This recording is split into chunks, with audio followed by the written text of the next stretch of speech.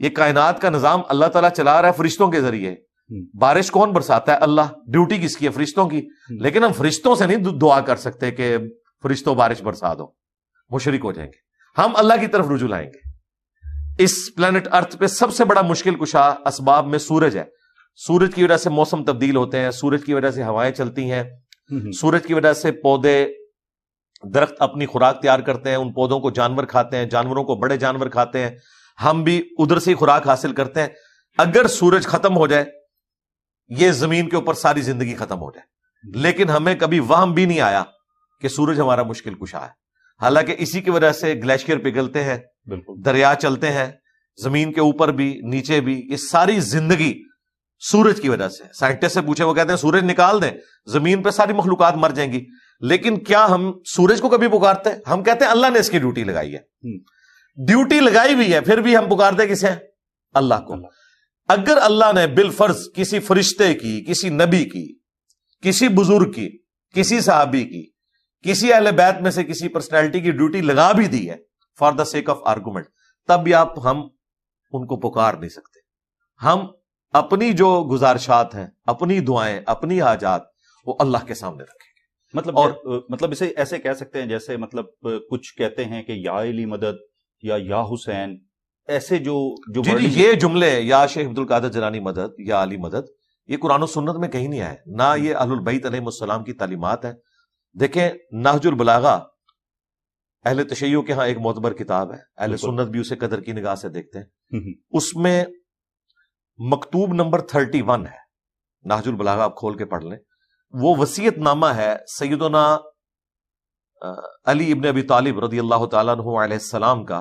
جب وہ جنگ صفین سے واپس آ رہے تھے تو انہوں نے مولا حسن کو ایک خط لکھا، اور وہ کمال کے رکت انگیز الفاظ ہیں، 2-3 صفحوں پہ وہ خط پھیلا ہوا ہے. اس میں الفاظ ہیں کہ یہ مکتوب ہے اس بوڑھے باپ کی جانب سے جس نے عنقریب فنا ہو جانا ہے.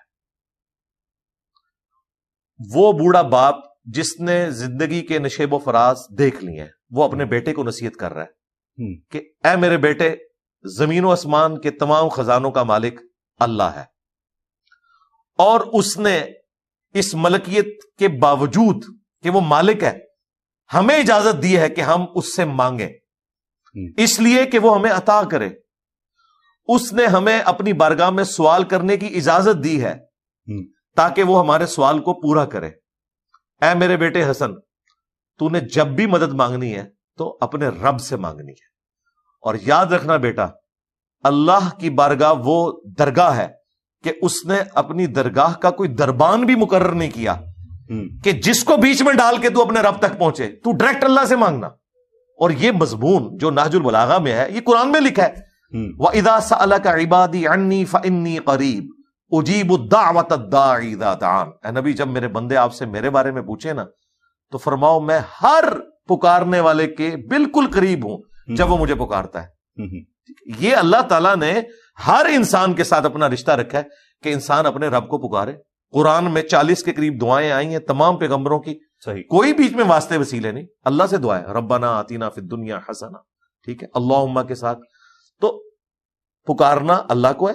البتہ جو دعا کا پروٹوکول ہے کہ دعا سے پہلے آپ نے اللہ کی حمد کرنی ہے، اس کے بعد درود شریف پڑھنا ہے، یہ دعا کی قبولیت کا ذریعہ ہے. لیکن مانگنا اللہ سے ہے، نہ پیغمبروں سے مانگنا ہے، نہ فرشتوں سے، نہ اہل البیت سے، نہ صحابہ سے، نہ اولیاء اللہ سے. یہ اللہ نے اپنے ساتھ خاص کر لیا ہے، ایاک نعبد و ایاک نستعین. اچھا علی بھائی، ایک اور چیز بتائیے گا، جس طرح سے کہا جاتا ہے کہ اصول دین کے اندر تقلید جو ہے وہ حرام ہے، لیکن آج کے جو معاشرے کے اندر جس میں ہم رہ رہے ہیں، ہم سروائیو کر رہے ہیں، تو کیا کچھ مسلک اس طرح کے بھی ہیں جو تقلید کو کہتے ہیں کہ کر لینی چاہیے کیونکہ ہم گناہ گار نہ ہو جائیں، تو وہ کتنا درست ہے؟ اصول دین میں تو تقلید کوئی بھی نہیں کرتا. اصول کہتے ہیں جو عقائد اور نظریات ہیں، وہ قرآن و سنت سے اخذ کیے جاتے ہیں. تقلید فروع میں کی جاتی ہے، چھوٹے مسائل کے اندر، خصوصاً جو جدید مسائل ہیں. تو اس میں اگر کوئی تقلید کرتا ہے کسی بڑے عالم کی، قرآن و سنت کے دلائل کی روشنی میں وہ سمجھتا ہے کہ اس کی بات درست ہے تو ٹھیک ہے کرے، لیکن اندھے بن کے نہ کرے. اگر اسے کوئی چیز ہائی لائٹ کی جاتی ہے کہ بھائی یہ قرآن و سنت کے خلاف ہے، اب وہ یہ نہ دیکھے کہ جس امام کی طرف یا مرجع کی طرف میں رجوع لائے ہوئے ہوں، وہ اتنا بڑا شخص ہے، اسے غلطی کیسے لگ سکتی ہے؟ بھئی غلطی تو کسی کو بھی لگ سکتی ہے، غلطیوں سے پاک تو پیغمبروں کی ذات ہے، اللہ کی کتابیں ہیں، اس کے بعد جو بھی انسان فیصلے کرتے ہیں وہ گیون سرکمسٹانسز میں کرتے ہیں۔ تو اندھی تقلید جس میں آپ بغیر دلیل کے کسی کی بات کو مانتے ہیں وہ شریعت میں پسندیدہ نہیں ہے۔ اگر آپ جو موجودہ عالم ہے یا مجتہد ہے، جی مجتہد ہے، اس کے دلائل کی روشنی میں کوئی جدید مسئلے کو آپ فالو کرتے ہیں تو بالکل کریں، ظاہر ہے علماء کے ہی ہم فتاوی جات کو فالو کر رہے ہوتے ہیں نا۔ اس میں پھر ایک شخصیت کو بالکل فکس کر لینا کہ یہ اس کی بات حرف آخر ہے، تو مجھے بتائیں جب یہ کیمرہ نیا نیا شروع ہوا تھا کیمرہ حرام تھا، پھر آہستہ آہستہ مکروہ ہوا، پھر کچھ عرصے کے بعد مباح ہو گیا کہ نہ گناہ ہے نہ ثواب، اب کیمرے کے بغیر مولوی سٹارٹ نہیں ہوتا۔ تو ہم یہ پوچھتے ہیں کہ آج سے 50-60 سال پہلے جو علماء ان علماء کو سمجھاتے تھے کہ بھئی یہ کیمرے کی تصویر وہ تصویر نہیں ہے جس کی اسلام میں ممانعت ہے، یہ کوئی عبادت کے لیے نہیں بنائی جا رہی ہے، کوئی پوجا کرنے کے لیے نہیں ہے، یہ تصویر بالکل ڈیفرنٹ ہے، اس کو آئینے پر قیاس کریں۔ کیا اللہ کے نبی آئینہ نہیں دیکھتے تھے؟ اگر اسلام کو تصویر سے اتنی چڑ ہوتی تو نبی علیہ السلام آئینہ دیکھتے؟ یہ اس کے اوپر قیاس کیا جاتا ہے۔ البتہ کسی نیک بندے کی شبیہ بنا کے اپنے کمرے میں لٹکانا، کسی صحابی کی، کسی پیغمبر کی، اہل البیت میں سے کسی کی، اس تصویر کی ممانعت ہے۔ یہ تصویر بالکل ڈیفرنٹ ہے، اس کی کوئی ممانعت نہیں۔ تو وقت کے ساتھ علماء نے لرن کیا نا، اس زمانے میں اتنے اسٹرانگ علماء تھے، آج بالکل وہ رجوع کر چکے ہیں۔ اس کا مطلب ہے کہ جدید فقہی احکام و مسائل میں دو مختلف آراء ہو سکتی ہیں، وہ کوئی فکس چیز نہیں ہے۔ فکس چیز قرآن و سنت ہے، اصول دین کے مسائل ہیں، فروع میں اختلاف ہو سکتا ہے، پرانوں سے بھی اختلاف ہو سکتا ہے، آج کے لوگوں سے بھی اختلاف ہو سکتا ہے۔ ٹھیک ہے۔ اچھا علی بھائی، قیامت کے حوالے سے رسول پاک نے کافی ساری جو ہے وہ صلی اللہ علیہ وسلم انہوں نے کافی ساری جو ہے احادیث کہی ہیں، اور جس طرح سے اس میں ذکر بھی کیا گیا ہے کہ امام مہدی کا ظہور ہوگا، تو یہ کون کون سی آپ سمجھتے ہیں کہ نشانیاں اس وقت تک جو ہے وہ پوری ہیں؟ سب سے بڑی نشانی تو رسول اللہ کا دنیا میں آنا ہے صلی اللہ علیہ وآلہ وسلم۔ صحیح مسلم میں حدیث ہے، میں اور قیامت اس طرح ساتھ بھیجے گئے ہیں جس طرح یہ دو انگلیاں۔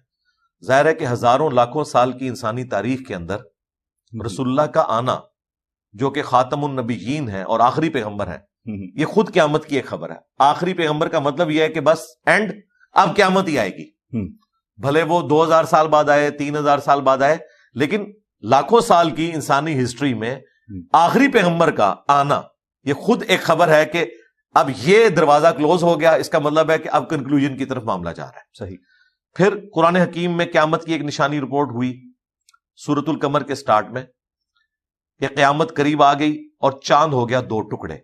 چاند کا 2 ٹکڑے ہونا جو نبی الاسلام کو اللہ تعالیٰ نے ایک معجزہ عطا فرمایا، کفار مکہ کے سامنے دلیل کے طور پر پیش کیا، بخاری مسلم میں تفصیل ہے، قرآن میں بھی آیا، یہ قیامت کی نشانی ہے۔ رہی وہ نشانیاں جو کہ بالکل قرب قیامت میں آنے والی ہیں، بڑی بڑی نشانیاں، وہ 10 بڑی بڑی نشانیاں آئی ہیں، صحیح مسلم میں تفصیل کے ساتھ ہے، کچھ بخاری میں بھی ہے۔ ان میں یاجوج ماجوج کا نکلنا ہے، دابۃ الارض کا نکلنا ہے، سورج کا مغرب سے نکلنا ہے، اسی طریقے سے عیسیٰ ابن مریم کا دنیا میں آنا ہے، امام مہدی کا آنا ہے، یہ ساری بڑی بڑی نشانیاں ہیں۔ ان بڑی نشانیوں میں سے ابھی کوئی ہمارے علم میں نہیں کہ وہ نشانی پوری ہوئی ہو۔ ٹھیک ہے۔ تو کچھ جو روایتیں ملتی ہیں کہ حضرت عیسیٰ جب ان کا ظہور ہوگا تو وہ امام مہدی کے پیچھے نماز پڑھیں گے، تو اس کے اندر کیا حکمت ہوگی؟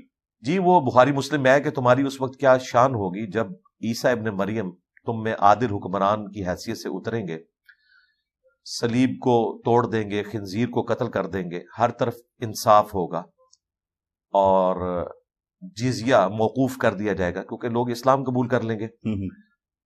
اور تمہاری کیا شان ہوگی کہ عیسیٰ ابن مریم تم میں اتریں گے اور تمہارا امام تم میں سے ہوگا، وہ نبی الاسلام کے ایک امتی کے پیچھے نماز ادا کریں گے، یہ پروٹوکول ہے۔ حالانکہ امام محمد مہدی انہیں کہیں گے کہ آپ امامت کروائیں، وہ کہیں گے کہ میں اس امت میں امتی کی حیثیت سے آیا ہوں، تم میں سے بعض کے امام ہیں، میں تمہارے پیچھے نماز پڑھوں گا۔ تو عیسیٰ ابن مریم کا امام مہدی کے پیچھے نماز پڑھنا اس چیز کی دلیل ہے کہ عیسیٰ ابن مریم اس امت میں امتی کی حیثیت سے آ رہے ہیں، نہ کہ نبی کی حیثیت سے۔ رہا ان کا جو نبوت والا معاملہ، وہ ختم نہیں ہوا, وہ تو پہلے سے ہی نبی ہے. عیسیٰ ابن مریم امتی نبی نہیں ہے, نبی ہے جو امتی بن کے آئے. کیونکہ اسی کی وجہ سے قادیانیوں نے ایک غلط رزلٹ نکالا اور انہوں نے ایک دجال کے بارے میں جھوٹی نبوت کلیم کر دی. وہ کہتے ہیں بھئی بنی اسرائیل سے تم نے ایک ادھارا پیغمبر لیا ہوا ہے, تو اپنا کیوں نہیں ایک لیتے, یہ بھی امتی نبی ہے.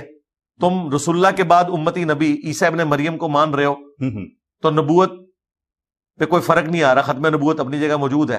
تو اگر ہم غلام احمد قادیانی کو دجال کو نبی مان لیں امتی, تو کیا فرق آئے گا؟ تو وہ ہم بتاتے ہیں کہ غلام احمد قادیانی تو اس امت میں پیدا ہوا نا,